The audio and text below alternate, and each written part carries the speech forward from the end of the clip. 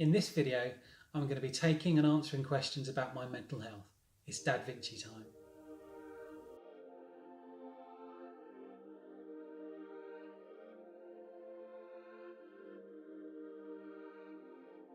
I need to say that these questions have been asked of me ad hoc. There's no preparation in the answers, so if I haven't chosen my words carefully, I haven't said exactly the right thing, please bear that in mind. Have your mental health problems affected your sleep? Definitely. It was one of the first things I noticed. I was having trouble falling asleep, and normally I'm pretty good at getting myself up to sleep. When I first started experiencing these problems, I was just facing insomnia, which is something I'd never really had before. It's also worth pointing out, medication can impact your sleep. So if you are prescribed medication, you need to speak to your doctor about specifically when you take this in order to minimise affecting your sleep patterns. Has your job suffered as part of your mental health problems? No, it hasn't. I've actually found work to be really quite therapeutic because it allows me to focus on something else that isn't my life. I can also pop a pair of headphones on, I'm really lucky. I can listen to podcasts, which is one of the few things that I can listen to. But my work hasn't been affected. I have to say the company's been brilliant. They allow people to work from home. So a couple of days a week, I've been able to take the anxiety out of the commute by not even commuting. So it's a really good, really positive way to do it. And I hope that companies start to take this seriously, because when people are in their own space, the levels of anxiety can be controlled by them.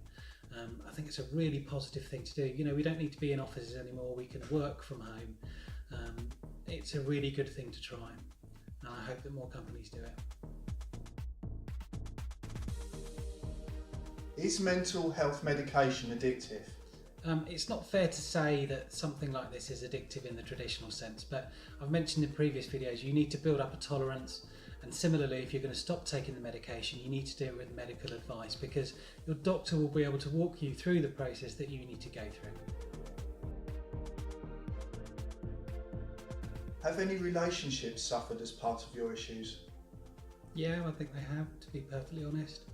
It's really difficult for people who are trying to support you, particularly if they don't fully understand, or even if they do understand but your experiences are different to theirs. So I think it's fair to say that there are relationships that have been affected by this, but as long as people understand that a mental health issue is a temporary issue, it's something that's going to change over time, and there will be ups and downs. I've definitely had impacts to my relationships, but hopefully the people that are supporting me understand it's just where we are now and things are going to change in the future. You said you no longer watch TV. Can you still watch comedy? It's really difficult. Sometimes if it's something I'm familiar with and I know that I've enjoyed in the past, like I said, as long as it's not really associated with a memory, I probably find old comedies more difficult to watch. Some of the more modern stuff is generally okay, but it's really important that you can watch things that take your mind away from where you currently are. So if you can do it, if you can find a genre, a particular type of film that you like, then that's a really good way to escape. As I said, me personally, my viewing habits have had to change, but hopefully for you, you can find something to take your mind off your current thought processes. Can you describe the moment you first realised you had a mental health issue? Yeah, I can. I was sat upstairs in my house. I felt a fluttering in my heart, so I referred to this in our previous video. And it was a very strange sensation, but I didn't realise then that this was the beginning. It almost felt like a butterflies type sensation, but the significance of it now is not lost on me, and I will never forget that moment. Other than medication or meditation, what other things do you do to help with your mental health issues? The breathing control is really important. So I spoke about centering before. Breathing is central to anything that you do, and certainly when you've got an irrational response to a situation, your breathing's going to be out of control. If you can focus on that, and I mentioned again in the previous video, you would see me taking deep breaths if I was trying to control the physical symptoms associated with an attack. So this is something you must do. You need to breathe deep, so it's in through your nose, out through your mouth. Slow and regulate your breathing, and I think if you can get that under control, then we're partway there to making the whole situation much better. What are your opinions of the way the press covers mental health? It's getting better for sure. It's being talked about a lot more, and I think as long as that continues, I think that's a really positive thing. I think the last few years have seen a real upsurge in people wanting to speak up. Truthfully speaking, I mean, I don't read a lot of newspapers, I don't really look at news a lot at the moment, but I want to see more of it. I want to see it being openly discussed. I want to see more and more people coming forward to say that they understand they've had these issues. You know, we're talking about people that are role models to our children.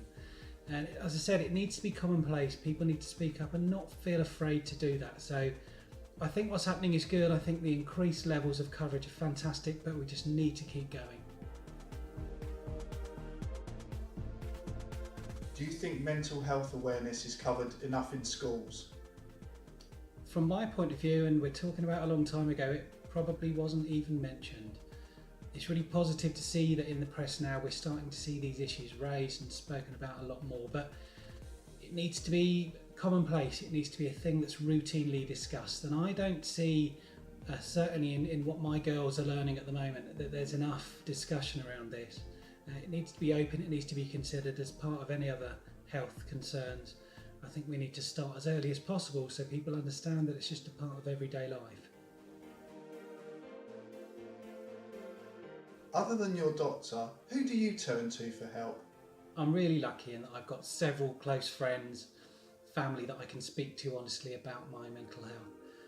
Certainly in some cases it's people who've been there, and that's really important because you can have a really honest conversation with someone then. So I'm very lucky that there are people close to me who understand because they've been through it themselves.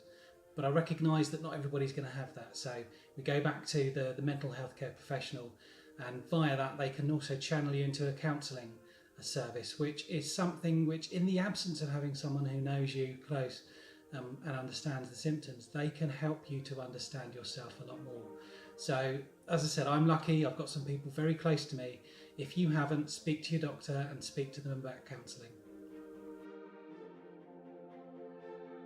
So mental health is an illness. Can you catch it? No, you can't catch it. And it's a really common misconception, I think. It's unique to a person. It's not obvious from the outside as well. That's really important to say. But it's certainly not catching. Now it's over to you. If you've got a question for me about my mental health, then please pop it in the comments section below. Similarly, if you've got an idea for a future video on mental health, then pop it in the same place. In the meantime, like, subscribe, hit the bell icon, and stay tuned to DADvinci.